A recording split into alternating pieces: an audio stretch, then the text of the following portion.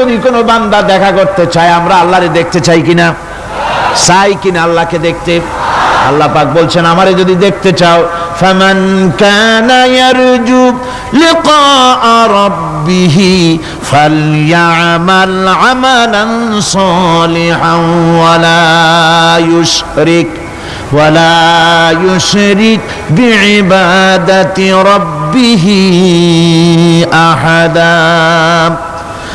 আমার সঙ্গে যদি দেখা করতে চাও, তোমাদের মধ্য থেকে কেউ যদি আমার সাথে দেখা করতে চায়, সে যেন ভালো কাজ করে, ভালো আমল করে, আর আমার ইবাদতের সঙ্গে কাউকে যেন শরীক না বানায়, তাহলেই আমার সঙ্গে কিয়ামতে দেখা হয়ে যাবে। জোরে বলেন সুবহানাল্লাহ। আল্লাহর সঙ্গে দেখা করতে হলে তার ইবাদত করতে হবে, গোলামি করতে হবে, এবং কাউকে শরীক স্থাপন করা যাবে না। এই গোলামি করতে হবে, ইবাদত করতে হবে কতদিন? আল্লাহ রাব্বুল আলামিন বলছেন, ওয়া'বুদ রাব্বাকা হাত্তা ইয়াতিয়াকাল ইয়াকিন। ইবাদত করো, গোলামি করো, যতক্ষণ পর্যন্ত নিশ্চিত সেই সময়টি এসে না যায়, তার মানে মৃত্যু পর্যন্ত আমার গোলামি করতে থাকো। মৃত্যু পর্যন্ত গোলামি হবে কার? আল্লাহ সুবহানাহু ওয়া তাআলা। সেই আল্লাহ পাকের গোলামি জীবনের সকল ক্ষেত্রে করতে হবে, মৃত্যু পর্যন্ত সব ক্ষেত্রে গোলামি হবে আল্লাহর। আল্লাহর গোলামি হচ্ছে আল্লাহ যা নিষেধ করেছেন তার থেকে ফিরতে হবে, আর যা আদেশ করেছেন সেগুলি মানতে হবে।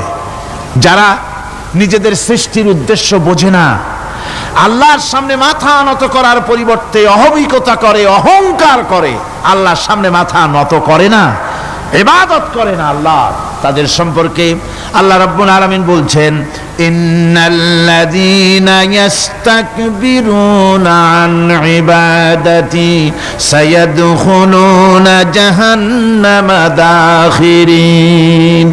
যারা আমি আল্লাহর সঙ্গে অহংকার করে, আমার ইবাদত করে না, আমার গোলামি করে না, আমার সামনে মাথা নত করে না, অহংকার অহমিকতা করে যারা জীবন চালায়, আমি কিয়ামতের দিন তাদেরকে লাঞ্ছিত করব আর জাহান্নামে পাঠাবো। যারা আল্লাহর গোলামি করবে না, আল্লাহর ইবাদত করবে না, অস্বীকার করবে আল্লাহর গোলামিকে, অহমিকতা করে চলবে, তাদের জায়গা হবে কোথায়?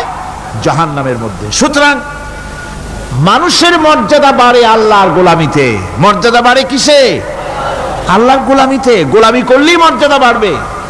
এই জন্য আল্লাহ পাক কোরআনের মধ্যে, কোরআনে কারীমের মধ্যে সবচেয়ে মাহবুব, আল্লাহ পাকের মাহবুব বান্দাদের কথা যখন বলেছেন, তখন নাম নেন নাই, আব্দুন শব্দ ব্যবহার করেছেন, গোলাম বলেছেন, বান্দা বলেছেন। আমার বান্দা। বান্দা হচ্ছে মানুষের জন্য সবচেয়ে বড় ডিগ্রি আল্লাহর পক্ষ থেকে। আলিম, উলামা, পীর, বুজুর্গ, সাহাবী, পেগম্বর, নবী, রসুল, সবচেয়ে বড় খিতাব হচ্ছে আব্দ। আল্লাহর গোলাম হওয়া, আল্লাহর প্রিয় ডাক হচ্ছে আব্দ। মানুষকে আল্লাহ যাকে সবচেয়ে বেশি ভালোবাসেন, যাদেরকে বেশি ভালোবাসেন, তাদেরকে আব্দ বলেছেন। কি বলেছেন বলুন? আব্দ, বান্দা। আল্লাহ পাক এই পৃথিবীতে সবচাইতে বেশি ভালোবেসেছেন কাকে? মুহাম্মদুর রাসূলুল্লাহ সাল্লাল্লাহু আলাইহি ওয়াসাল্লামকে। তাকে আল্লাহ পাক সবচাইতে বেশি ভালোবাসেন। এবার দেখুন আল্লাহ রাব্বুল আলামিন তার হাবিবকে কি নাম দিয়ে ডাকতেছেন? নাম নেন নাই, নবী এবং রাসূলও বলেন নাই। কোরআনে কারীমের ভিতরে রব্বুল আলামিন তার হাবিবকে আব্দ বললেন। যেমন দেখুন, ইন কুনতুম ফি রাইবিম মিম্মা নাযালনা আলা আবদিনা, আমি যে কিতাব নাজিল করেছি আমার বান্দার উপরে, তোমাদের যদি সন্দেহ হয়, এই যে বান্দা আমার আব্দের উপরে নাজিল করেছি, এই আব্দকে মুহাম্মদ রাসূলুল্লাহ সাল্লাল্লাহু আলাইহি ওয়াসাল্লাম আব্দ, অর্থাৎ সবচেয়ে প্রিয় ডাক হচ্ছে আল্লাহর পক্ষ থেকে বান্দার জন্য আব্দ।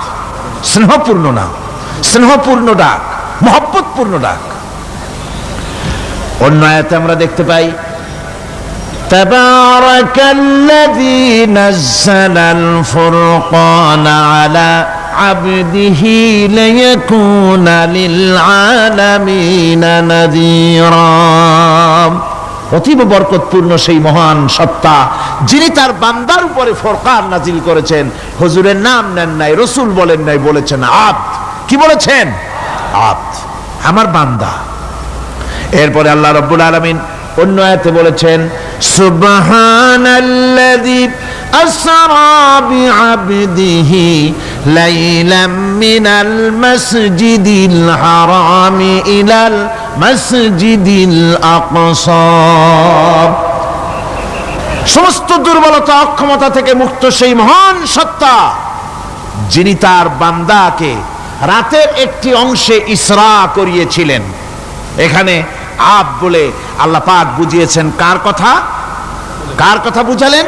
রাসূল করিম সাল্লাল্লাহু আলাইহি ওয়াসাল্লামের কথা, তার কথাই বুঝালেন, তিনি হচ্ছেন আব। সুতরাং আবদিয়ত, গোলামি, আল্লাহর গোলামি হলো জীবনের সবচাইতে বড় কথা।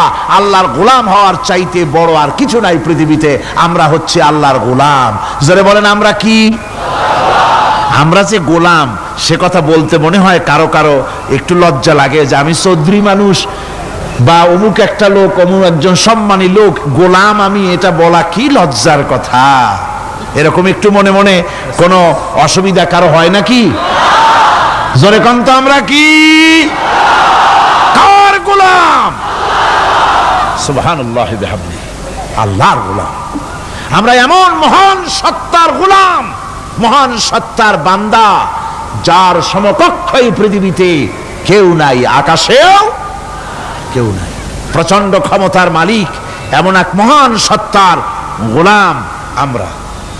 সুতরাং গোলামিটা করতে হবে সব ক্ষেত্রে। গোলামিটা হচ্ছে না আমাদের গোলামি হচ্ছে না। আমাদের জমিনে আমরা জমিন চাষ করি, আল্লাহর গোলামি সেখানে করি না। জমিন চাষ করতে গিয়ে, লাঙ্গল দিয়ে চাষ করতে গিয়ে পরের জমিনের আইল ঠেলে না, এমন এলাকা খুব কম আছে। অবশ্য চট্টগ্রামের কথা ভিন্ন, এখানে ঠেলাঠেলি করে না, এখানেও করে। তো কেমন গোলাম হলাম? জমিনে চাষ করতেছি, পরের জমিনের আইল ঠেলতেছি, যা নিষেধ করা হয়েছে আমরা সেটা করতেছি। আল্লাহ নিষেধ করছেন সুদ খেও না, আমরা সে সুদের মধ্যে যাচ্ছি। আল্লাহ নিষেধ করেছেন জুয়া খেলতে, সেই জুয়া খেলা হচ্ছে। মদ খেতে নিষেধ করেছেন, সেই মদ খাওয়া হচ্ছে। অর্থাৎ যা যা নিষেধ করা হয়েছে সমাজের মধ্যে সেগুলি বেশি করে চলতেছে, ঠিক কিনা? তাহলে কি বান্দা হতে পারলাম? বান্দা হতে পারি নাই, গোলাম হতে পারি নাই। গোলাম হতে হবে আল্লাহ পাকের। কি হতে হবে জোরে কোন? গোলাম হতে হবে জীবনের সকল ক্ষেত্রে। আল্লাহর হক বান্দার উপরে কি, আর বান্দার উপরে আল্লাহর হক কি, এ ব্যাপারে একটি হাদিস এসেছে।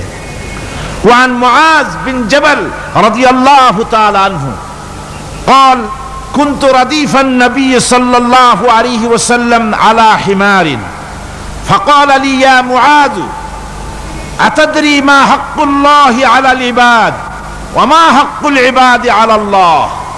হযরত মুআজ বলছেন, আমি রাসূল করিম সাল্লাল্লাহু আলাইহি ওয়াসাল্লামের গাধার পৃষ্ঠে হুজুরের পেছনে বসা ছিলাম। হুজুর আমাকে জিজ্ঞেস করলেন, মুআজ তুমি কি জানো বান্দার উপরে আল্লাহর হক কি আর আল্লাহর উপরে বান্দার হক কি? কুলতু আল্লাহু ওয়া রাসূলুহু আ'লামু, বললাম আল্লাহ এবং তার রাসূল খুব ভালো জানেন। আমি কি করে জানবো? আল্লাহ এবং তার রাসূল খুব ভালো জানেন। ক্বালা হাক্কুল্লাহি আলাল ইবাদি আন ইয়াবুদুহু ওয়া লা ইউশরিকু বিহি শাইআ। বান্দার হক হচ্ছে আল্লাহর উপরে এই যে বান্দা গোলামি করবে আল্লাহর, ইবাদত করবে আল্লাহর, আর আল্লাহর সাথে কাউকে শরীক স্থাপন করবে না। এটা হচ্ছে আল্লাহর উপরে কার হক? বান্দার হক। আর আল্লাহর হক হচ্ছে বান্দার উপর কি? ওয়া হাক্কুল ইবাদি আলাল্লাহ আল্লা ইউআযযিবা মান লা ইউশরিকু বিহি শাইআ। বান্দার উপর আল্লাহর হক হচ্ছে যে বান্দা আল্লাহর গোলামি করবে আর শরীক স্থাপন করবে না আল্লাহর সাথে, আল্লাহ তাকে শাস্তি দিবেন না। সুবহানাল্লাহি ওয়া বিহামদিহি। আল্লাহ তাকে আযাব দিবেন না, আল্লাহ তাকে শাস্তি দিবেন না। সুতরাং তাওহীদের আকীদা মজবুত হতে হবে। আখিরাতের কামিয়াবি এর উপরে নির্ভরশীল। আমরা যদি আখিরাতে কামিয়াবি চাই, কি বলেন, আখিরাতে কি আমরা জীবনের সফলতা চাই? জোরে বলেন, সফলতা চাই? আখিরাতের কামিয়াবি যদি চাই, জাহান্নাম থেকে যদি বাঁচতে চাই, বেহেশতে যদি যেতে চাই, তাহলে আকীদাকে মজবুত করতে হবে। আল্লাহর সাথে কাউকে শরীক স্থাপন করা যাবে না। এবং আল্লাহ সৃষ্টিকর্তা, কোরআনে পাকের শিক্ষা অনুযায়ী আল্লাহরে বিশ্বাস করি, এতটুকুন কথা বললেই তাওহীদের হক আদায় হয় না। তাওহীদের হক হচ্ছে আল্লাহ পাককে সৃষ্টিকর্তা, পালনকর্তা, বিধানদাতা, রিজেক দাতা, কল্যাণদাতা সবকিছু হিসাবে মানতে হবে কাকে? আল্লাহ পাককে। জোরে সোরে বলুন, কাকে মানতে হবে? সমস্ত ক্ষমতা হচ্ছে আল্লাহ। সমস্ত ক্ষমতা কার? আল্লাহর নাম নিতে শরম করে নাকি? তাহলে জোরে সোরে কোন সমস্ত ক্ষমতা কার?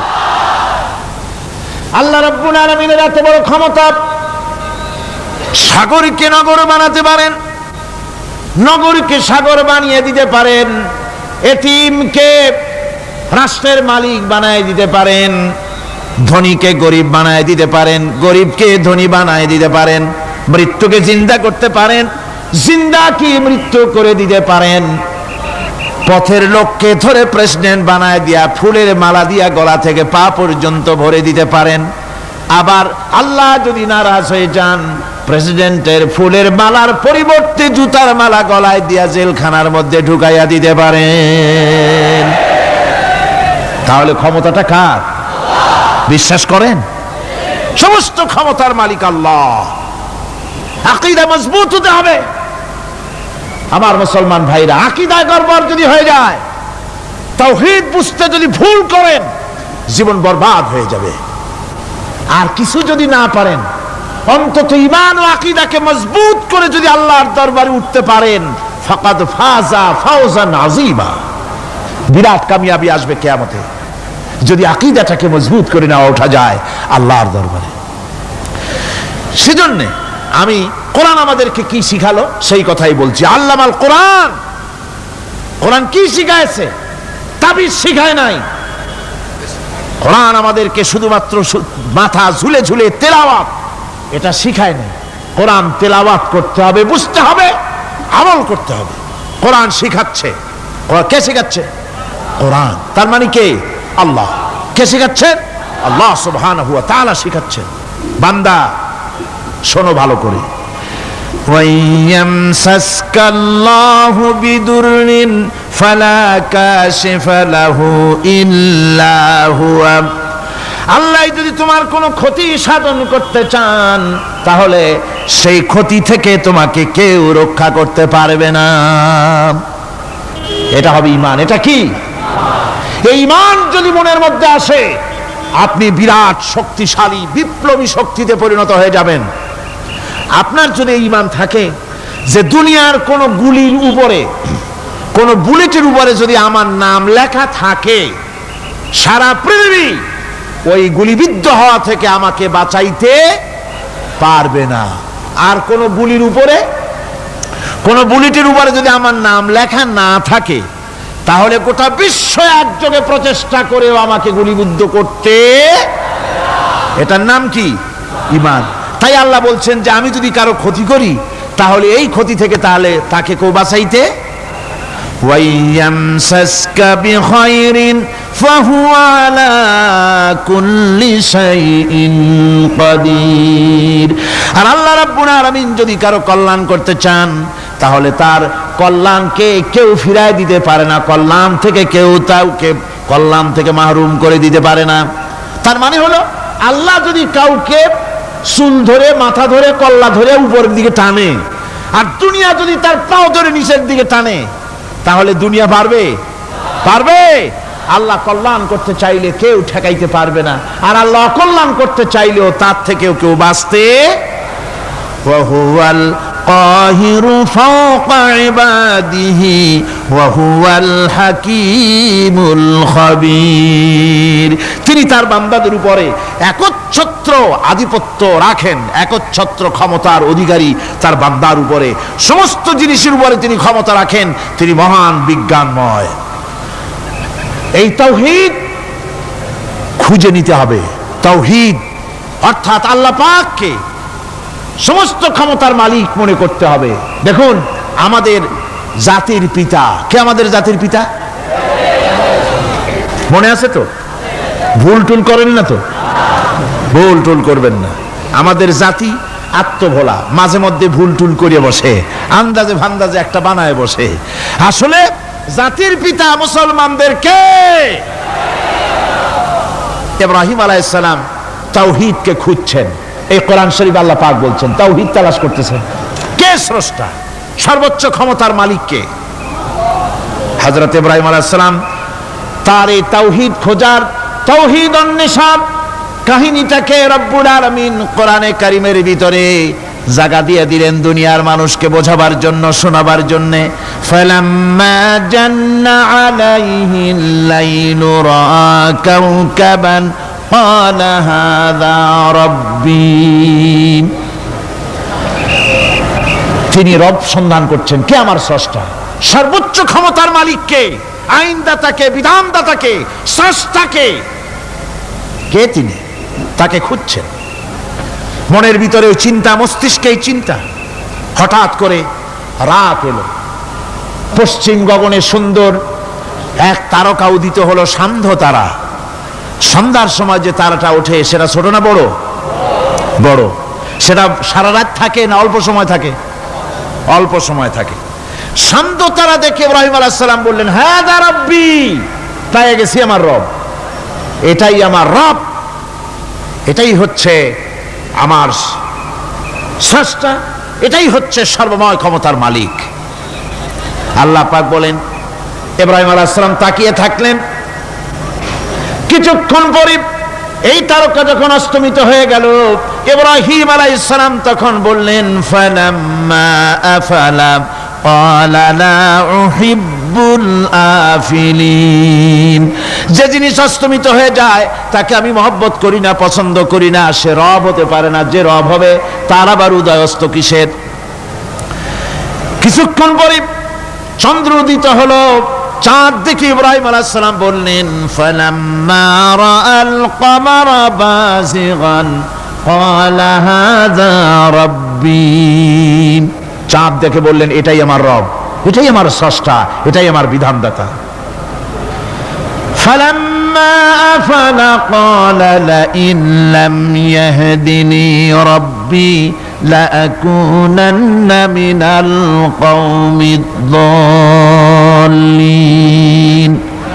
চাঁদ যখন অস্তমিত হয়ে গেল, ইব্রাহিম আলাইহিস সালাম তখন বললেন, আমার প্রকৃত পক্ষের যিনি প্রভু, যিনি আমার রব, তিনি যদি আমারে সত্যিকারের পথ না দেখান তাহলে আমি গোমরাহ হয়ে যাব, গোমরাহদের পথভ্রষ্টের অন্তর্ভুক্ত হয়ে যেতে পারি। চিন্তা করতেছেন আমার রবকে। তারকা দেখলাম অস্তমিত হয়ে গেল, চাঁদ দেখলাম ডুবে গেল, তাহলে আমার রবকে? সকাল চলে যাওয়ার পর যখন দেখলেন পূর্ব দিগন্ত থেকে সূর্য উদিত হয়েছে ডগমগ করে, সূর্যকে দেখে তিনি বললেন, ফালাম্মা রাআ আশ-শামসা বাযিগাতান ক্বালা হাযা রাব্বী হাযা আকবার। সূর্যকে দেখে বললেন, এটাই আমার রব, আর এটাই বড় রব। যেহেতু চাঁদের আলো ছিল স্নিগ্ধ, সূর্যের আলো অত্যন্ত প্রখর, চাঁদের দিকে তাকানো যেত, সূর্যের দিকে তাকানো যায় না, এটাই আমার রব এবং বড় রব। হযরত ইব্রাহিম আলাইহিস সালামের এই ভুলও ভেঙে গেল। সন্ধ্যার আগমনে সূর্য যখন অস্তমিত হয়ে গেল, ইব্রাহিম আলাইহিস সালাম তখন ঘোষণা করলেন, ফালাম্মা আফালাত ক্বালা ইয়া কওমি ইন্নী বারিউম মিম্মা তুশরিকুন। সূর্য অস্তমিত হয়ে গেলে পরে তিনি বললেন, ইয়া কওমে, ও আমার জাতি, তোমরা যে জিনিস দিয়ে শিরক করো আল্লাহ রাব্বুল আলামিনের সাথে, আমি তার থেকে সম্পূর্ণ মুক্ত, আমি তোমাদের অন্তর্ভুক্ত, মুশরিক নই। আমার রবকে আমি চিনে ফেলেছি, সুবহানাল্লাহ, আমার রবকে আমি চিনেছি। ইব্রাহিম আলাইহিস সালাম ঘোষণা করলেন, ইন্নী ওয়াজ্জাহতু ওয়াজহিয়া লিল্লাযী ফাতারাস সামাওয়াতি ওয়াল আরদা হানিফা। জানেন আপনারা এটা? পড়েন, ইন্নী ওয়াজ্জাহতু ওয়াজহিয়া লিল্লাযী ফাতারাস সামাওয়াতি ওয়াল আরদা হানিফা ওয়ামা আনা মিনাল মুশরিকিন। নিশ্চয়ই আমার এই মুখমণ্ডলকে ফিরাই দিলাম, দুনিয়ার সব দিক থেকে মুখ ফিরাইয়া আমার এই মুখ ফিরালাম সেদিকে, সেই স্রষ্টার দিকে যিনি আকাশ, জমিন, চন্দ্র, সূর্য, গ্রহ, নক্ষত্র, সৌররাজি, মানব মণ্ডলী সবকিছুকে যিনি সৃষ্টি করেছেন, আমি তার দিকে আমার মুখকে ফিরিয়ে দিলাম। তিনি ছাড়া কোনো রব নাই, প্রভু নাই, আর আমি মুশরিকদের অন্তর্ভুক্ত নহি। হযরত ইব্রাহিম আলাইহিস সালাম তাওহীদকে বুঝে ফেললেন, আল্লাহকে চিনে ফেললেন। আমার বন্ধুগণ, আজ মুসলমান হয়ে আমরা আল্লাহকে চিনতে পারি নাই, আল্লাহর ওয়াহদানিয়তকে আমরা বুঝতে পারি নাই। একদিকে আমরা মুসলমানও, আর একদিকে আমরা মূর্তিও গড়ি, আবার মূর্তির পূজাও আমার মুসলমানেরা করে থাকে। জোরে কর নাউজুবিল্লাহ। ভাস্কর্যের নাম করে মূর্তি তৈরি করা হচ্ছে বিভিন্ন জায়গায়, হচ্ছে না? আমার ভাইয়েরা, ভাস্কর্যের নাম করে, চেতনার নাম করে শহরে শহরে বিশ্ববিদ্যালয়ের অঙ্গনে মূর্তি বানানো হতেছে, আর বলা হচ্ছে অমুক চেতনা, এটা অমুকের চেতনা, তমুকের চেতনা, এটা ভাস্কর্য বলা হতেছে। আসলে সমস্ত মূর্তি হতেছে মূর্তি। এই মূর্তিগুলি বিনাশ করার জন্যই আল্লাহর নবী এসেছিলেন। হুজুরকে প্রশ্ন করা হয়েছে, লিমা বয়স্তা, কেন প্রেরিত হয়েছেন, দুনিয়ায় কেন এসেছেন? নবী বলেছেন, বয়স্তুরে কাসরিল আসনাম, এসেছি পৃথিবীর বুকে মূর্তি বিনাশ করার জন্য। জোরে বলেন সুবহানাল্লাহ। মূর্তি ধ্বংস করার জন্য এসেছি। আল্লামা ইকবাল, বিশ্ব কবি, কবি সম্রাট আল্লামা ইকবাল বলছেন, বুত সেকন উঠে গে বাকি জু রহে বুতগর হ্যাঁ, বুত সেকন উঠ গে বাকি জু রহে বুতগর হ্যাঁ, থা বেরাহিম পেদর और পেসর আজর হ্যাঁ। বুত সেকন উঠ গে, যারা প্রতিমা ভাঙতে এসেছিল পৃথিবীতে তারা বিদায় হয়ে গিয়েছেন। আজকে যারা বেঁচে আছে তারা ইসলামের নামে, মুসলমানের নামে প্রতিমা তৈরি করছে, মূর্তি তৈরি করছে।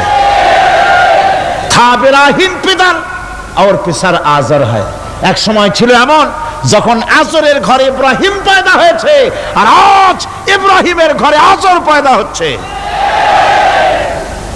বন্ধুগণ, আল্লাহর ইবাদত পরিপূর্ণভাবে আল্লাহর জন্যই হতে হবে। মূর্তির সাথে, মূর্তি তৈরি করার সংস্কৃতির সাথে মুসলমানদের কোনো সম্পর্ক থাকতে পারে না। জোরে বলেন, পারে? পারে না। বিশ্ববিদ্যালয়ের অঙ্গনে, রাস্তার মোড়ে মোড়ে চেতনার নাম করে মূর্তি যারা বানাচ্ছেন গায়ের জোরে, আল্লাহর কসম, আল্লাহর দরবারে উঠতে হবে একদিন, সেদিন মজা টের পাবে। কারে বলে চেতনা? মূল চেতনা তো সেদিন জাগ্রত হবে। আজকে তো আসল চেতনা আসে নাই, চেতনা হবে সেই দিন। চেতনা কারে কয়? চেতনা কত প্রকার এবং উহা কি কি উদাহরণ সহরে বুঝাইয়া দেওয়া হবে। আমার ভাইরা, মাথা জায়গায় যেয়ে দেখবেন কি, শুধু মাথাই দেখবেন, আপনারও একটা মাথা দেখবেনও মাথা। আল্লাহ পাক তো গোটা ময়দান ভরে দিয়েছেন, আলহামদুলিল্লাহ। আমি প্রথম দিন বলেছিলাম, কোরআনের মাহফিলের চাইতে শ্রেষ্ঠ মাহফিল আল্লাহর আকাশের নিচে জমিনের উপরে আর নাই। হাদিস শরীফের ভিতরে এসেছে, এই মাহফিলে যখন আপনি আসতেছিলেন, হাজার হাজার ফেরেশতা আপনার পেছনে পেছনে এসেছে, আপনার আমল নামায় নেকি লিখেছে। রাসূলুল্লাহ বলছেন, বান্দারা যখন কোরআন শোনার জন্য, আল্লাহর জিকিরের জন্য, কোরআনের জন্য যখন বসে যায়, আল্লাহর রহমতের ফেরেশতারা মাহফিলের চতুর্দিকে তারা ঘিরে দাঁড়িয়ে যায় আকাশ পর্যন্ত। এই মাহফিল ঘেরাও হয়ে আছে ফেরেশতা দিয়া। কি দিয়া? কার কথা? আল্লাহ রাসূলের কথা। ফেরেশতা দিয়ে গোটা মাহফিল ঘেরাও হয়ে আছে, আকাশ পর্যন্ত তারা দাঁড়িয়ে আছে। ফেরেশতারা বলতে থাকে, রব্বুল আলামিন, তোমার বান্দারা যতক্ষণ রাস্তায় ছিল ততক্ষণ নেকি লিখেছি, এখন মাহফিলে বসে গেছে, এখন কি করি? আল্লাহ পাক বলেন, আমার ফেরেশতারা, আমার বান্দারা যতক্ষণ মাহফিলে বসে থাকবে, ওদের প্রত্যেক শ্বাস এবং প্রশ্বাসের বিনিময়ে 10-10 করে নেকি লিখতে থাকো। প্রত্যেকটি শ্বাস প্রশ্বাসের বিনিময়ে নেকি লেখা হচ্ছে। সুবহানাল্লাহ। আপনারা পাড়ায় জান্নাতে বসে আছেন। মাজালিসুল ইলম হিয়া রাওদাতুম মিন রিয়াদিল জান্নাহ, এটা জান্নাতের টুকরায় আপনারা বসে আছেন। জোরে কোন সুবহানাল্লাহ। কারো বাপের কথা বলা হচ্ছে না, কার্ল মার্কসের কথা নয়, লেনিনের কথা নয়, পৃথিবীর কোন মানুষের কথা নয়, কথা হচ্ছে আমার আল্লাহর কথা। কার কথা? আর হচ্ছে তার হাবিব বিশ্ব নবী জনাব মুহাম্মদ রাসূলুল্লাহ সাল্লাল্লাহু আলাইহি ওয়াসাল্লামের কথা।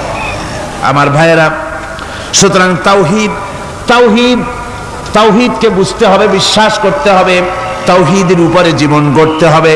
তাওহীদ হচ্ছে বিশ্ব মানবতার জন্য ঐক্যের প্রতীক। তাওহীদই পারে বিশ্ব মানবতাকে ঐক্যবদ্ধ করতে, আর কোনো জিনিসই পারে না।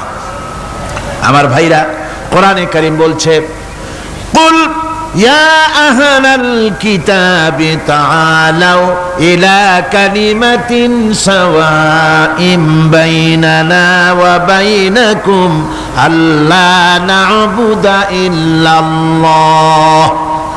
ঐক্যের কথা, বিশ্বব্যাপী মানব মণ্ডলীর ঐক্যের কথা, ইউনিটির কথা, স্বাধীনতার গ্যারান্টির কথা, মানবতার কথা, মানুষকে বেঁচে থাকার কথা। হে নবী বলুন, হে আহলে কিতাবেরা, এসো তোমরা আর আমরা এমন একটা কথায় ঐক্যবদ্ধ হই যা তোমাদের জন্য আর আমাদের জন্য সমভাবে প্রযোজ্য। কথাটা কি?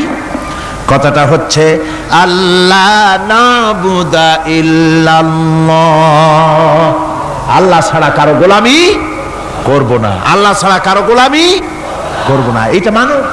ও দুনিয়ার মানুষ, খ্রিস্টান হও, ইহুদি হও, হিন্দু হও, নাসারা হও, আওয়ামী লীগ হও, বিএনপি হও, জাসদ হও, খাসদ হও, বাসদ হও, যেই হও না কেন, যারা মানুষ সব এক হয়ে যাও, আল্লাহ ছাড়া কারো গোলামি করব না।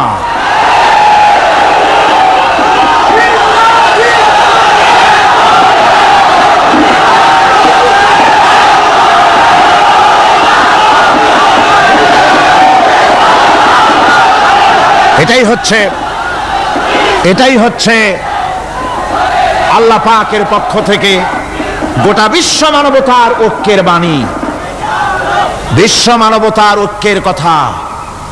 আল্লাহ না'বুদা ইল্লাল্লাহ, আল্লাহ ছাড়া কারো গোলামি করব না। এ কথা মানতে কারো অসুবিধা আছে? তিনি স্রষ্টা সুবহানাহু ওয়া তাআলা। তিনি বলছেন, পৃথিবীর মানুষেরা তোমাদের সৃষ্টি করেছি আমি, সুতরাং ঘোষণা করো আল্লাহ ছাড়া কারো গোলামি করব না, সকলের জন্য। কি সুন্দর কথা, সাওয়াইম বাইনানা ওয়া বাইনাকুম, তোমাদের জন্য আর আমাদের জন্য সমান। তোমরাও আল্লাহরে মানো, আমরাও আল্লাহরে মানি, সুতরাং আল্লাহর গোলামি করতে অসুবিধা কোথায়? ওয়ালা নুশরিকা বিহি শাইআ, আর আল্লাহর সাথে কারো শরীক স্থাপন করো না। ولا يتخذ بعضنا بعضا أربابا من دون الله, আর আল্লাহ ছাড়া কাউকে রব বলে মেনে নেব না, সুপার পাওয়ার বলে মেনে নেব না, আইনদাতা বিধানদাতা হিসেবে মেনে নেব না। এই কথা যদি জগৎবাসী স্বীকার করত, আপনার স্বীকার করলে পরে ইউএনও লাগবে না, ইউনাইটেড নেশনস অর্গানাইজেশন লাগবে না, সেন্টো লাগবে না, সিয়াটো লাগবে না, আসিয়ান লাগবে না, সার্ক লাগবে না, কিচ্ছু লাগবে না। এই তিনটা কথা মানলেই সারে দুনিয়াবাসী। কয়টা কথা? আজকে শান্তি হয়ে গেছে পৃথিবীর মানুষের কাছে। সোনার হরিণ, সোনার হরিণ আছে নাকি? নাই। সোনার হরিণ যেমন ঘোড়ার ডিম, ঘোড়ার ডিম বোঝেন তো, নামে আছে কাজে নাই। সোনার হরিণ ওই রকম। শান্তি আজকে পৃথিবীর মানুষের কাছে সোনার হরিণ। শান্তির জন্য কত চেষ্টা করলো পৃথিবীর মানুষ। লিগ অব নেশনস তৈরি হলো, ইউনাইটেড নেশনস অর্গানাইজেশন তৈরি হলো, সেন্টো, সিয়াটো, আসিয়ান, সার্ক, কত কিছু হলো। 7টা দেশ মিলে সার্ক তৈরি করলো। শান্তির জ্বালায় আমরা অস্থির নাকি আমার বন্ধুগণ? সুতরাং আজকে 3টা কথায় পৃথিবীর শান্তি ফিরে আসতে পারে। কয়টা কথা? মাত্র 3টি কথায় এই উত্তপ্ত পৃথিবী, অশান্ত পৃথিবী, পৃথিবীর এই অশান্তিময় প্রজ্বলিত পৃথিবী, মানুষেরা যেখানে জ্বলছে আর জ্বলছে, সেই পৃথিবীতে শান্তি আসতে পারে মাত্র 3টি কথায়। আল্লাহ না'বুদা ইল্লাল্লাহ, আল্লাহ ছাড়া কারো গোলামি করব না, আর আল্লাহর সাথে কাউকে শরীক স্থাপন করব না, আল্লাহ ছাড়া কারো প্রভুত্ব মানব না, তিনটা কথায় পৃথিবীতে আবার শান্তি ফিরে আসতে পারে। সুতরাং আমি তাওহীদের কথা আপনাদের বলতেছিলাম। কিসের কথা বলতেছি? তাওহীদ। তাওহীদ প্রতিষ্ঠিত হলে কেউ কারো উপরে প্রভুত্ব করতে পারবে না। এখন আল্লাহর তাওহীদের স্বরূপ ছোট্ট একটি সূরার মধ্যে ফুটে উঠেছে। আল্লাহর প্রভুত্ব কায়েম হলে অসুবিধা হয় না কেন? কারণ হলো দুনিয়ায় মানুষ যত আছে সমস্ত মানুষের দুর্বলতা আছে। আছে তার দুর্বলতা। আমি এই দৃষ্টান্তটা আরো এক বছর মনে হয় এখানে দিছিলাম, আবারও বলি। সেটা হলো এই যে এই চট্টগ্রামে মেয়র পদে নির্বাচনের কি কয় সিটি কর্পোরেশনের নির্বাচন আসছে না? মেয়র পদে অনেকে দাঁড়াইছেন, দাঁড়াইয়া সব নির্বাচনী ওয়াদা করছেন। কেউ বলছে চট্টগ্রামকে সোনা দিয়ে মুড়ে দেব, কেউ বলছে চিটাগং শহরকে আপনাদের লোট্টা ফিশার কেনা লাগবে না, বাড়ি বাড়ি পৌঁছায় দেবো, শুটকি মাছ খাওয়াই দেবো খুব ভালো করিয়া, রাস্তাঘাটের অভাব হবে না, আনন্দের চোটে ফুর্তির চোটে আরামের চোটে শুধু শীতেই মরবেন। বুঝলেন? নানান রকমের ওয়াদা করছেন তারা। এই নির্বাচনী ওয়াদা করা হচ্ছে। আজ একজন মেয়রকে যদি দায়িত্ব দেওয়া হয় যে চট্টগ্রামে 6 বছরের যত বাচ্চা আছে এই বাচ্চাদের মধ্যে কমলা লেবু বিতরণ করতে দায়িত্ব দিলাম আপনাকে, আপনি একজন মেয়র পদ প্রার্থী, 40 ট্রাক কমলা সিলেট থেকে আনা হয়েছে, সব বাচ্চাদেরকে 6 বছরের বাচ্চাদেরকে একটা একটা করে দিবেন। এই কমলা বিতরণ করতে গিয়ে যদি দিতে দিতে যখন তিনি দেখবেন যে ওনার নিজের ছেলে সামনে এসেছে, বোনের ছেলে সামনে এসেছে, ভাইয়ের ছেলে সামনে এসেছে, তখন অন্যের চাইতে নিজের ছেলেকে বোনের ছেলেকে 2টা কমলা বেশি দিতে ইচ্ছে করবে না? করবে কিনা? সামান্য কমলা বিতরণ করতে গিয়ে যদি বোনের ছেলেকে নিজের ছেলেকে বেশি দিতে ইচ্ছে করে, সেই মানুষের হাতে দেশের আইন তৈরি করার, সংবিধান তৈরি করার দায়িত্ব পৃথিবীতে কোথাও দেওয়া যেতে পারে না। এই জন্যই আইন তৈরি করেছেন এমন সত্তা যার ছেলে নাই, যার মেয়ে নাই, যার বউ নাই, যার আত্মীয় স্বজন নাই। সুবহানাল্লাহি ওয়া বিহামদি। তিনি কে? আল্লাহ রাব্বুল আলামিন নিজের এই তাওহীদের কথাটা ছোট্ট সূরার ভিতরে ফুটায় তুলেছেন। কুল হুয়াল্লাহু আহাদ। জানেন কিনা? পড়েন সবাই।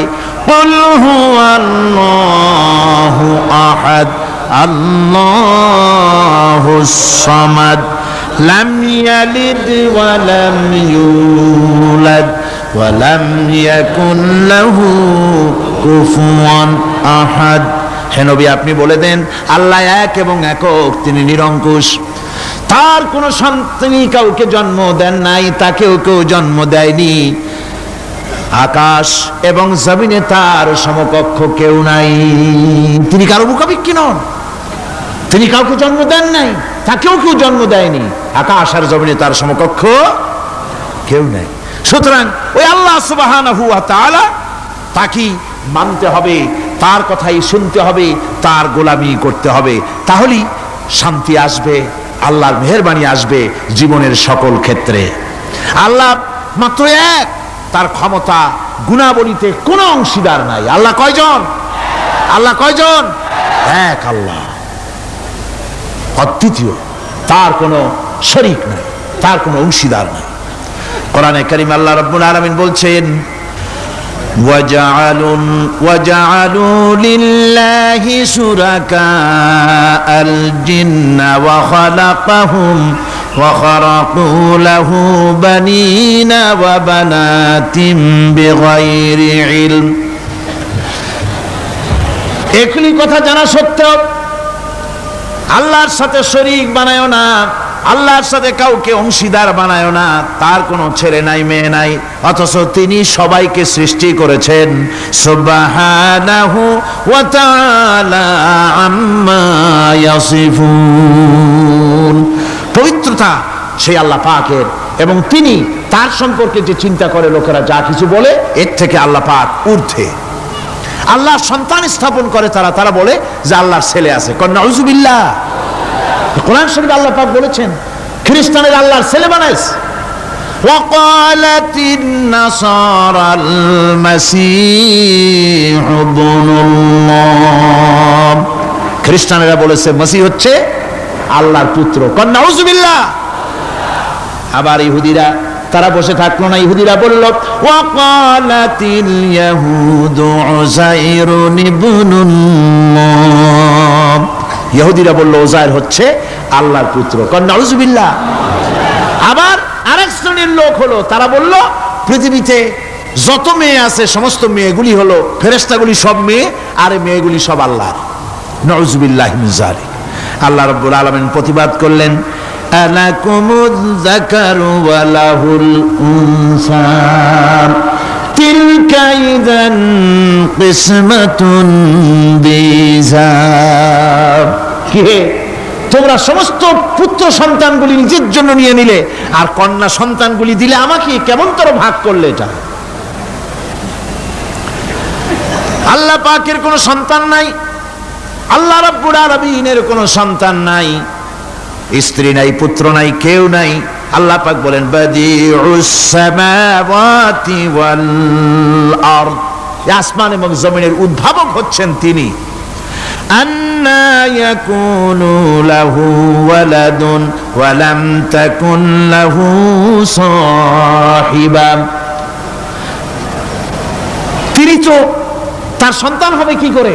তার তো জীবন সঙ্গিনী নাই, তার তো স্ত্রী নাই। আল্লাহ বলছেন আমার তো স্ত্রী নাই, অথচ তোমরা আমার সন্তান বানাচ্ছ। অথচ আমি সব কিছুকেই সৃষ্টি করেছি, সবকিছুর স্রষ্টা কে? যালিকুমুল্লাহু রাব্বুকুম লা ইলাহা ইল্লা হুয়া খালিকু কুল্লি শাইইন ফা'বুদুহু ওয়া হুয়া আলা কুল্লি শাইইন কাদির।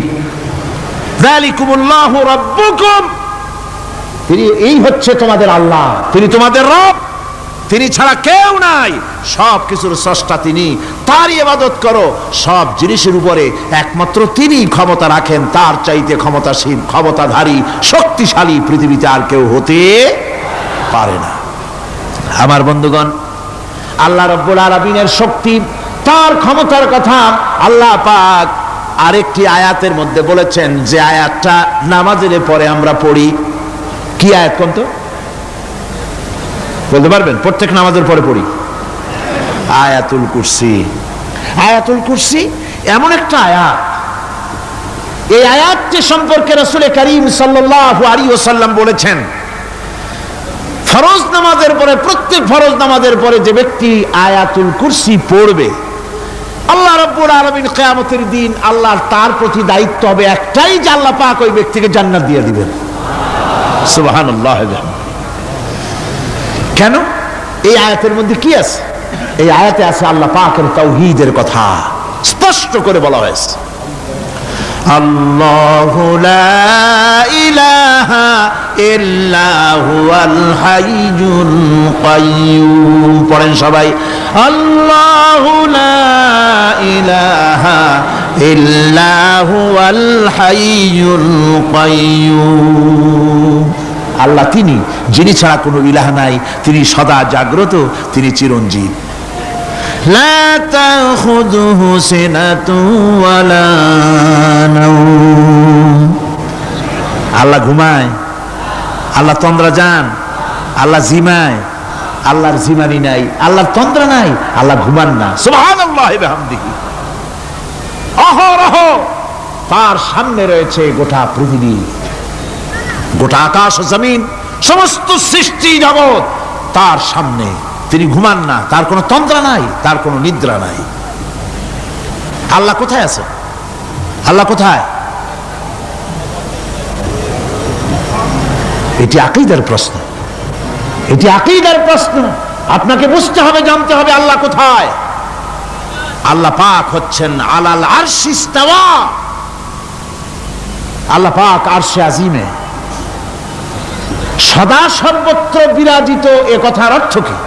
এটার অর্থ হলো আল্লাহ পাকের ইলম মুহাইয়া করে রেখেছে গোটা সৃষ্টি জগৎকে, তার ইলমের ভিতরে রয়েছে সব। কথা বুঝতে পেরেছেন? যদি বলেন আল্লাহ সব জায়গায় আছে, তাহলে তো পানির মধ্যে, বাথরুমের মধ্যে, ঘরের মধ্যে, সব জায়গায় আল্লাহ পাককে থাকতে হয়। যে সব জায়গা অবাঞ্ছনীয়, অবান্তর জায়গা, সেসব জায়গায় আল্লাহকে থাকতে হয়। মূল কথা হচ্ছে আল্লাহ সব জায়গায় আছেন, তার অর্থ আল্লাহ পাক আরশের উপরে আছেন। আরশ ইস্তাওয়া, তিনি সর্বত্র বিরাজমান। এ কথার অর্থ হলো আল্লাহর ইলমে, আল্লাহর জ্ঞানের মধ্যে, আল্লাহর নজরের সামনে, আল্লাহর চোখের সামনে গোটা সৃষ্টি জগৎ রয়েছে। সুবহানাল্লাহ ওয়া বিহামদিহি।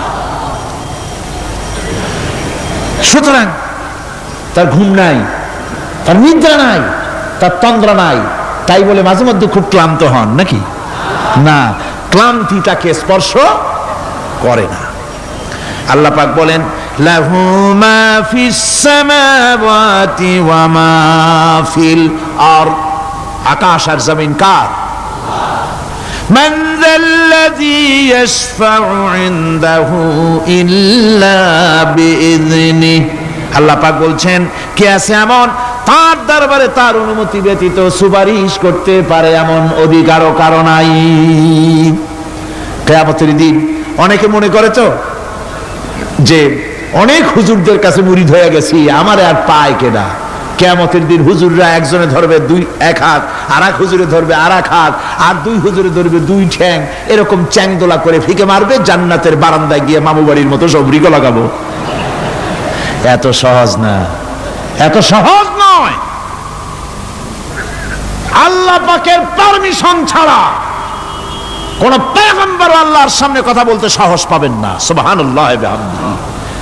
আলেম পীর দরবেশ তো দূরের কথা, মান যাল্লাযী ইয়াশফাউ ইনদাহু ইল্লা বিইযনিহি, আল্লাহর পারমিশন ছাড়া কেউ কথা বলার সাহস পাবে না কিয়ামতের দিন আল্লাহর দরবারে। সুতরাং অন্যের উপরে নির্ভর করবেন না, যত বড় পীর হোক অন্যের উপরে নির্ভর করবেন না, নির্ভর করবেন আমলের উপরে। আমল কিসের উপরে? আমল। আমল তৈরি করতে হবে আর ভরসা করতে হবে রহমতের উপরে, আল্লাহর রহমত। কিসের উপরে? আল্লাহর রহমতের উপরে ভরসা করতে হবে। আমার ভাইরা, আল্লাহ পাক বলেন ইয়ালামু মা বাইনা আইদিহিম ওয়া মা খালফাহুম, বান্দার অগ্রপশ্চাৎ সবই তিনি জানেন। বান্দার সামনে পেছনে ডানে বামে সব খবর তিনি রাখেন। ওয়ালা ইউহিতুনা বিশাইইম মিন ইলমিহি ইল্লা বিমা শাআ, আল্লাহর জ্ঞাত বিষয়সমূহের মধ্যে মানুষের কোনো অধিকার নাই। আল্লাহর জানা বিষয়গুলি আয়ত্ত করে এমন অধিকার কোনো মানুষের নাই। তবে আল্লাহ ইচ্ছে করে যদি কিছু তার নিজের জ্ঞান থেকে জানান, সেটা স্বতন্ত্র কথা। ওয়াসিআ কুরসিয়্যুহুস সামাওয়াতি ওয়াল আরদ, তার সাম্রাজ্য সমগ্র আকাশ এবং জমিন জুড়ে তারই সাম্রাজ্য। সাম্রাজ্য কার? রাজত্ব কার? বাদশাহী কার?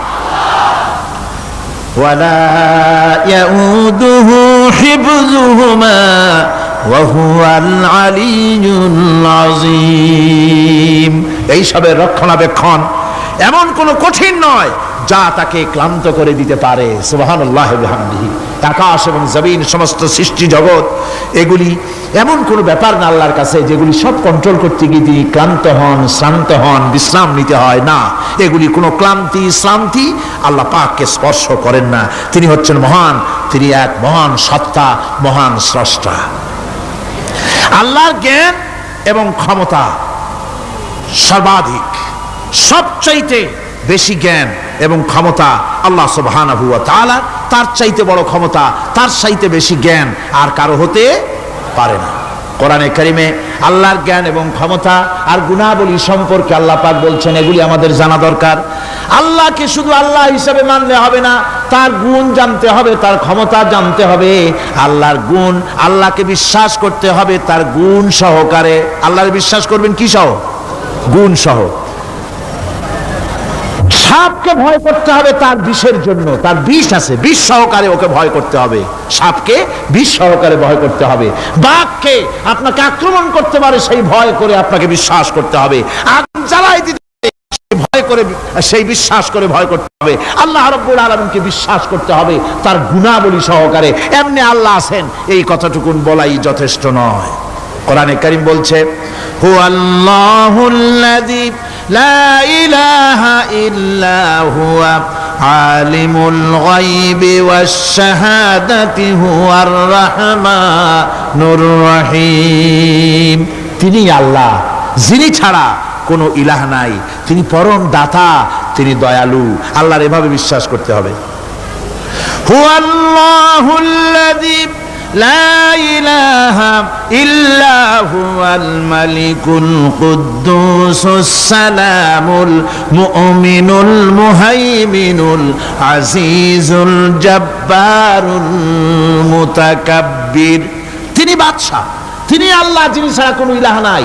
তিনি বাদশা, তিনি মহান, তিনি পবিত্র, তিনি শান্তির ধারক, তিনি নিরাপত্তার আধার, রক্ষণাবেক্ষণকারী একমাত্র তিনি। তিনি পরাক্রমশালী, সর্বজয়ী, তার উপরে কারো কোনো ক্ষমতা নাই। সুবহানাল্লাহি আম্মা ইউশরিকুন। আল্লাহ পাক পুত পবিত্র তারা যে সমস্ত জিনিস দিয়ে আল্লাহর সাথে শরীক স্থাপন করে। হুয়াল্লাহুল খালিকুল বারিউল মুসাউবিরু লাহুল আসমাউল হুসনা। তিনি আল্লাহ, যিনি সৃষ্টিকারী, যিনি পরিকল্পনাকারী, আকার আকৃতি রচনাকারী। তার অনেক সুন্দর সুন্দর নাম রয়েছে আল্লাহ পাকের। সুতরাং আপনারা মুনাজাত করার সময়, দোয়া করার সময়, আল্লাহ বাগদাদের ওসিলায় আমারে মাফ করো, খাজা বাবার ওসিলায় মাফ করো, আজমিরের ওসিলায় মাফ করো না, হারাম। মুসলমান বলবে, আল্লাহ তোমার রহমান নামের ওসিলায় আমারে মাফ করো। সুবহানাল্লাহ পড়ে, জোরে কান সুবহানাল্লাহ। আল্লাহ তোমার রহিম নামের ইজ্জতে আমাকে মাফ করো, তোমার জালালের ইজ্জতে আমাকে মাফ করো। তুমি গফুর, তুমি গফার, তুমি আল্লাহ, তোমার চাইতে বড় কেউ নাই। আল্লাহ তোমার ইজ্জত, তোমার শানের কসম, তোমার শানের ওসিলায় তুমি আমাকে মাফ করে দাও। তোমার শান, তোমার বরকত, তোমার রহমান নামের বরকতে আল্লাহ আমি গরিব মানুষ, আমারে পয়সা দাও, আমি ঋণগ্রস্ত, আমাকে ঋণ মুক্ত করে দাও। এইভাবে আল্লাহ পাকের, আল্লাহ বলেছেন আমার আসমাউল হুসনা, আমার সুন্দর সুন্দর নাম আছে, ফাদউ বিহা, আমার নাম সুন্দর সুন্দর নাম দিয়ে আমারে ডাকো। সুবহানাল্লাহ। কার নাম ধরে ডাকবেন? কার নাম ধরে ডাকবেন? খবরদার ভুল করবেন না, খবরদার ভুল করবেন না। আল্লাহকে দিয়ে ডাকুন, আল্লাহর কাছে বলুন সব কথা। কাকে বলবেন? ইউসাব্বিহু লাহু মা ফিস সামাওয়াতি ওয়া মা ফিল ইউসাব্বিহু লাহু মা ফিস সামাওয়াতি ওয়াল আরদ ওয়া হুয়াল আজিজুল হাকীম। আসমান জমিনে যা কিছু আছে সব আল্লাহর পবিত্রতা ঘোষণা করছে, আল্লাহর তাসবিহ পড়ছে। তুমি শুধু গাফেল, তুমি আল্লাহরে ডাকো না। তোমার মরণ হয় গিয়ে কোথায় কবর আছে, মাজার আছে, ওই সব জায়গায় গিয়ে মরো আল্লাহরে থুইয়া। আজীব তামাশা, আজীব তামাশা। দুনিয়ার সব আল্লাহর জিকির করছে, আল্লাহর স্মরণ করছে, আল্লাহর তাসবিহ পড়ছে। জোরে কোন সুবহানাল্লাহ। আমার ভাইরা, আমরা কার কথা বলছি? মোহাব্বতের সাথে বলেন, কার কথা? আমার আল্লাহকে কেউ যদি অন্তরের অন্তঃস্থল থেকে একবার যদি ডাকে আল্লাহ, আমার ভাইরা, মনের ডাক আর মুখের ডাক একরকম। दिल से जो बात निकलती है असर रखती है पर नहीं मगर ताकते परवाज रखती है। অন্তর থেকে যে কথা বেরোয় সে কথা প্রভাব বিস্তার থাকে, ডানা নাই কিন্তু ওড়ার ক্ষমতা রাখে। অন্তর থেকে কথা বলা, মুখের কথা বলা আলাদা। কলিজার অন্তরের অন্তঃস্থল থেকে, হৃদয়ের কন্দর থেকে কেউ যদি একটা বার বলে আল্লাহ, কোন বান্দা যদি অন্তরের অন্তঃস্থল থেকে একবার যদি আল্লাহকে ডাকে আল্লাহ, আল্লাহ পাক 70 বার সাড়া দিয়া বলেন, বান্দা কি চাও, আমি হাজির। কি চাও, আমি তোমার কাছে আছি। সুবহানাল্লাহ, সুবহানাল্লাহ। এই আল্লাহ রাব্বুল আলামিন কে মহব্বত করতে হবে, তাওহীদের তাকাজা। তাওহীদের মূল বক্তব্য হচ্ছে ভালোবাসতে হবে আল্লাহকে। কাকে ভালোবাসতে হবে? বউর চাইতে, মায়ের চাইতে, বাপের চাইতে, সন্তানের চাইতে, জীবনের চাইতে কাকে ভালোবাসতে হবে? আল্লাহ সুবহানাহু ওয়া তাআলা, তাকে ভালোবাসতে হবে। আল্লাহ রাব্বুল আলামিন বলেন, ওয়া মিনান নাসি মান ইয়াত্তাখিযু মিন দুনিল্লাহি আনদাদান ইউহিব্বুনাহুম কাহুব্বিল্লাহ। আল্লাহর যারা আল্লাহ ছাড়া অপর শক্তিকে আল্লাহর প্রতিদ্বন্দ্বী মনে করে, তারা আল্লাহকে ছেড়ে অন্যকে বেশি ভালোবাসে। আর ইমানদাররা কি করে? ওয়াল্লাযীনা আমানু আশাদ্দু হুব্বান লিল্লাহ। যারা নাকি ইমানদার তারা জীবনের সব চাইতে আল্লাহ রাব্বুল আলামিনকে বেশি ভালোবাসে। আল্লাহকে বেশি ভালোবাসে যারা নাকি ইমানদার। সুতরাং আল্লাহকে বেশি ভালোবাসতে হবে, মুহাব্বত করতে হবে আল্লাহকে বেশি। আল্লাহ পাককেই তাওহীদের মূল বক্তব্য, আল্লাহকে বেশি ভালোবাসো। তাওহীদের মূল বক্তব্য হচ্ছে আল্লাহ পাককেই সেজদা করো। সেজদা কারে করবেন? কারে করবেন? আল্লাহ পাক বলেন, ওয়া মিন আয়াতিহিল লাইলু ওয়ান নাহারু ওয়াশ-শামসু ওয়াল কমার। আল্লাহ পাকের অসংখ্য নিদর্শনাবলীর মধ্যে তার নিদর্শন হতেছে তিনি চাঁদ সৃষ্টি করেছেন, সূর্য সৃষ্টি করেছেন। লা তাসজুদু লিশ-শামসি ওয়ালাল কমার ওয়াসজুদু লিল্লাহিল্লাযী খালাকাহুন্না ইন কুনতুম ইয়্যাহু তা'বুদুন। চন্দ্রকে সিজদা করো না, সূর্যকে সিজদা করো না, যেহেতু চাঁদ আর সূর্যকে আমি আল্লাহ তৈরি করেছি। সিজদা কেবলমাত্র আমি আল্লাহ রাব্বুল আলামিনকে করবে, আর কারো সামনে নয়। সিজদা কেবলমাত্র কার? আমার দেশের লোকেরা বোঝে না, অনেক পীর সাহেবের সামনে গিয়াও কি করে? আবার কদম বুসিও করে। কদম বুসি করতে গিয়া সিজদার মতো হয়ে যায়, মাথা নিচু করে। যে ব্যক্তি কদম বুসি করতে গিয়া মাথা নিচু করলো আর যার করলো সে যদি বাধা না দিল, তাহলে সে কদম বুসি যে করলো আর বাধা যে দিল না, দুজন কুফরির মধ্যে শামিল হয়ে গেল। সিজদা কাউকে করা যাবে না আল্লাহ ছাড়া। কাকে করতে হবে? একবার রাসূল করিম সাল্লাল্লাহু আলাইহি ওয়াসাল্লাম যাচ্ছিলেন পথ দিয়া, জঙ্গল থেকে একটা উট বেরিয়ে এসে হুজুরের পায়ের উপরে চুমা খাইলো, সিজদার মতোই করলো। সাহাবায়ে কেরাম বলেন, ইয়া রাসূলুল্লাহ, জঙ্গলি উটির কি খুশকিসমত, হুজুরের পায়ের উপরে চুমা খাইলো, মাথা লাগালো। হুজুর যদি অনুমতি দিতেন আপনারে সিজদা দিয়ে আমরা ধন্য হতাম। নবীজি বলেন, খবরদার, এই পৃথিবীর কোন মানুষ কোন মানুষকে সিজদা দিতে পারে না।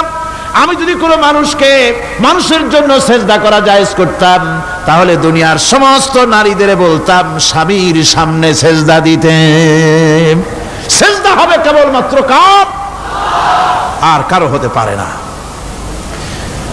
সুতরাং আল্লাহকে সিজদা দিতে হবে। তাওহীদের মূল বক্তব্য আল্লাহকে ভালোবাসো, আল্লাহরে সিজদা দাও, আর নামাজ প্রতিষ্ঠা করো। কি করো? ওয়া নাখতারতুকা ফাসতামি' লিমা ইউহা। আমি তোমাকে নবী হিসেবে বেছে নিয়েছি, সুতরাং কান পেতে কান লাগায়া ওহীর কথাগুলা শোনো। কি কথা? ইন্নানি আনাল্লাহ লা ইলাহা ইল্লা আনা। ওহীর কথাগুলি কান পেতে শোনো। নিশ্চয়ই আমি আল্লাহ, আমি ছাড়া কোনো ইলাহ নাই।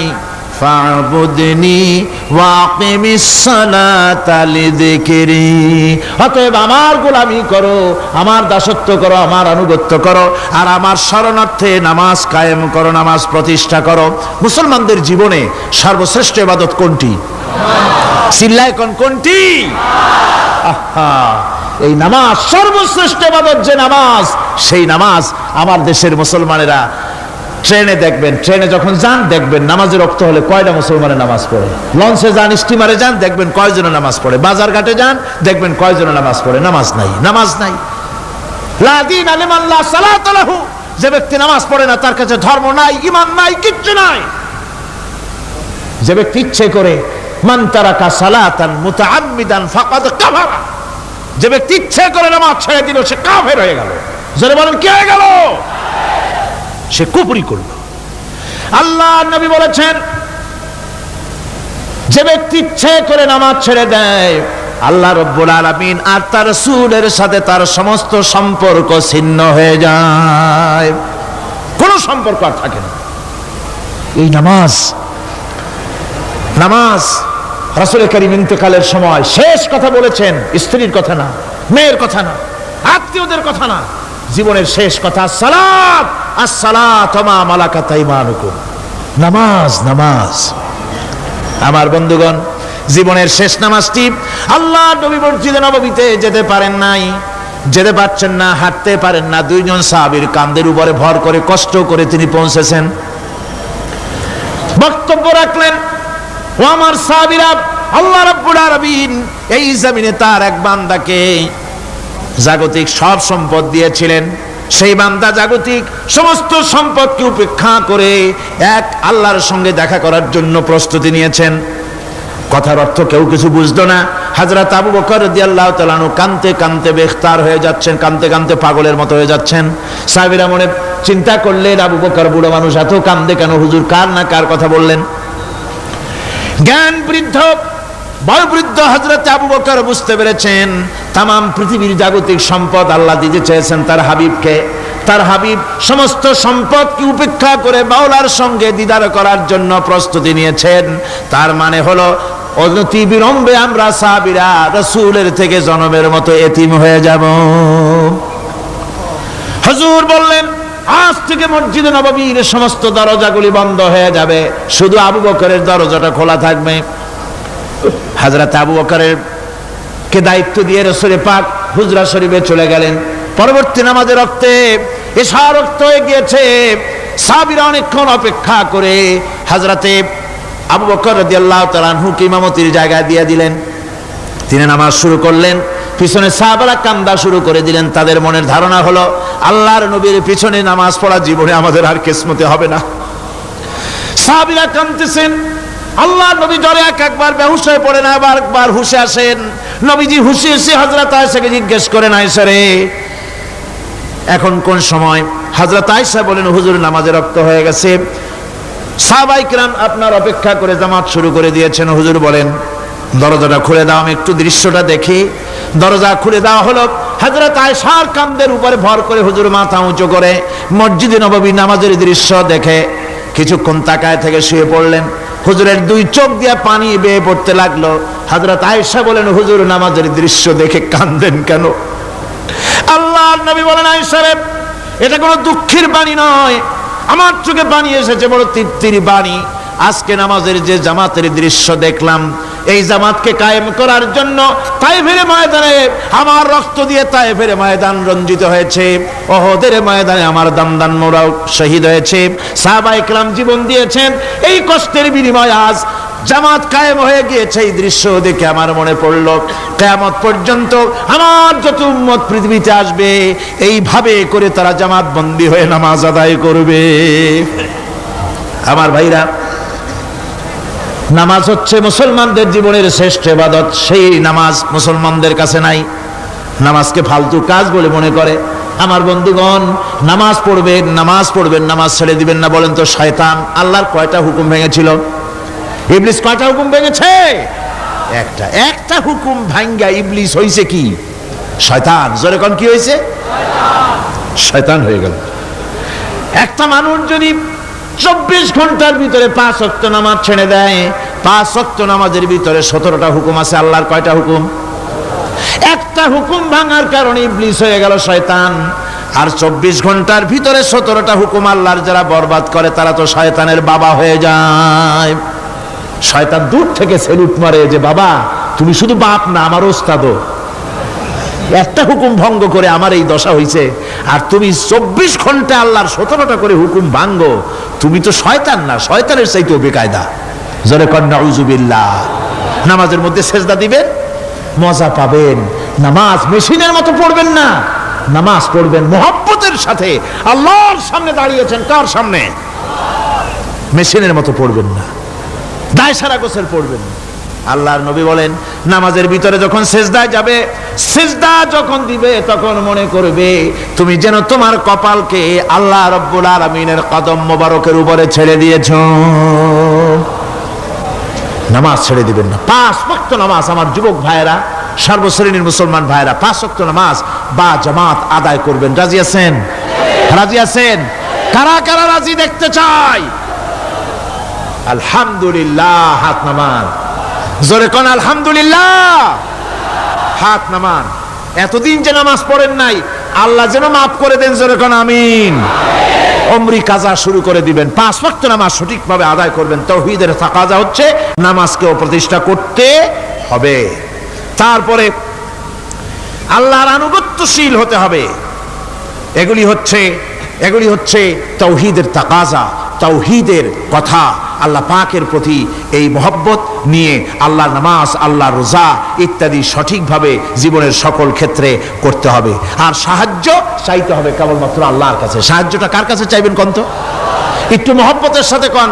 যদি কিছু দরকার হয় কার কাছে চাইবেন?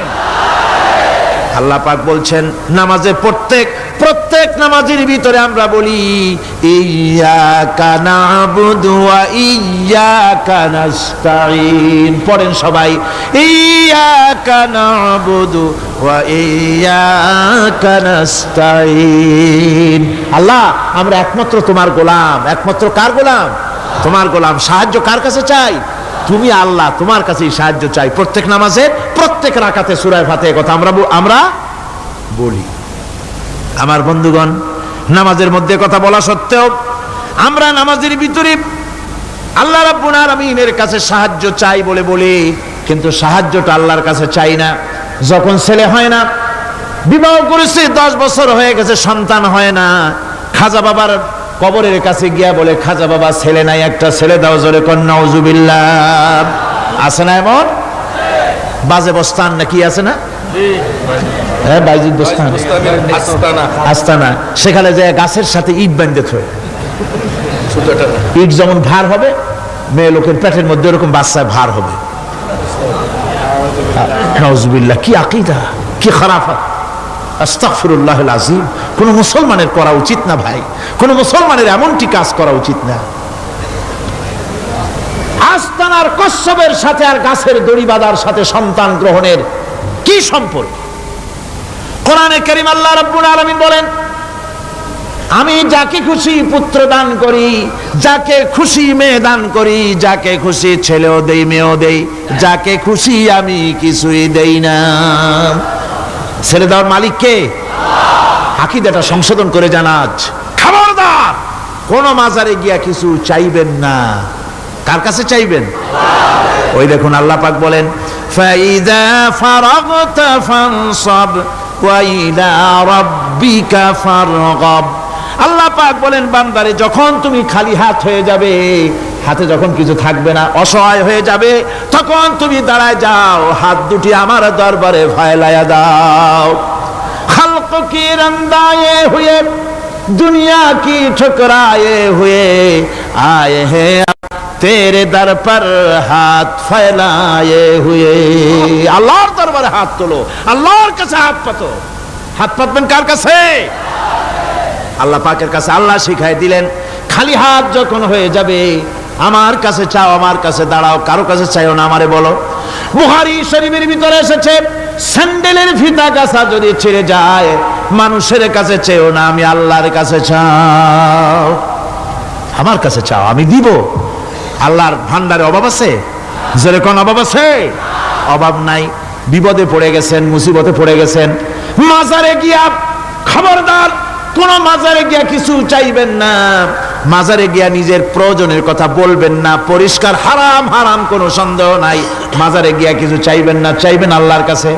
আপনি দেখুন, ইউনূস আলাইহিস সালাম বিপদে পড়লেন, আপনি কি ইউনূস আলাইহিস সালামের চাইতে বেশি বিপদে পড়ছেন নাকি? কোন ইউনূস আলাইহিস সালামের চাইতে অত বড় বিপদে দুনিয়ার কোন মানুষ পড়ছে কোনোদিন? আমার ভাইয়েরা, মাছে গিলে ফেলেছে, মাছ পানির অথল তলদেশে চলে গেছে, মাছের পেটের ভিতরে জানলা নাই, দরজা নাই। হযরত ইউনূস আলাইহিস সালাম লক্ষ্য করলেন, এখন তো আর বাঁচতে পারবো না, মরা ছাড়া পথ নাই।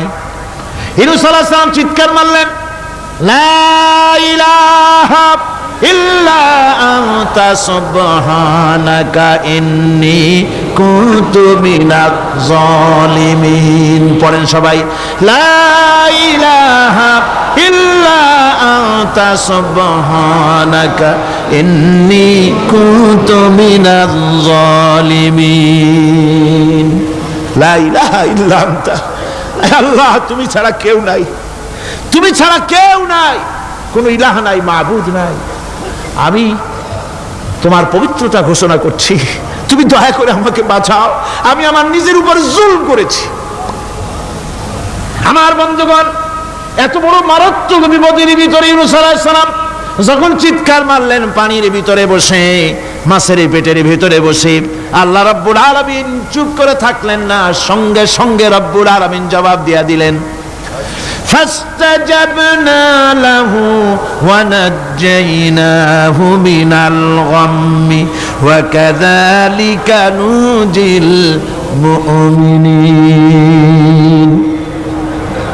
আমি বললাম, ইউনূস তুমি বিপদে পড়েছ, তুমি যখন চিৎকার মারলে তোমার চিৎকারের আওয়াজ দুনিয়ার কেউ শোনে নাই, কোন রাজা বাদশাহ, তোমার আত্মীয় বন্ধু বান্ধব কেউ শোনে নাই। নদীর অতল তলদেশে মাছের পেটের ভিতরে বসে যে চিৎকার তুমি মারলে পৃথিবীর কেউ শোনে নাই, আমি তোমার আরশের মালিক আল্লাহ রব্বুল আলামিন শুনেছি।